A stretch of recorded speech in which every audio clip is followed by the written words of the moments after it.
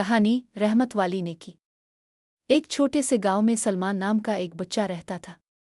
सलमान को जानवर बहुत पसंद थे, मगर वो अक्सर जल्दी में होता और कभी कभार जानवरों के साथ सख्त रवैया इख्तियार कर लेता। एक दिन वो अपनी गिल्ली में एक बली की माँ को देखता है जिसके बच्चे भूखे रोते थे। सलमान ने गुस्से में आकर गाली दी और वो जगह छोड़ दी। अगली सुबह गांव के एक बुजुर्ग हजरत आबिद ने सलमान को देखा और हंसकर कहा, आओ तुम्हें एक बात सुनाता हूँ।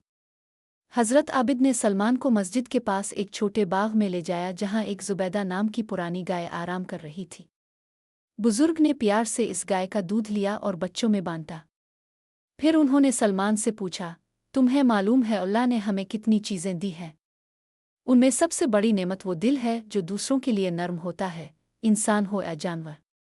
हजरत आबिद ने सलमान को बताया कि नबी करीम ने भी जानवरों के साथ मेहरबानी की ताकीद की, प्यासा ओट देने, भूखा खाना देने, हत्ता के जंग में भी बेगुनाह जानवरों को नुकसान पहुंचाने से मना फरमाया गया।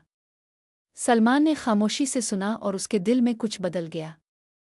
अगले दिन सलमान ने बली के बच्चों के लिए दूध और रोटी लाई। इसने नर्म आवाज में बली से बात की और उनके लिए छोटा सा घर बनाया।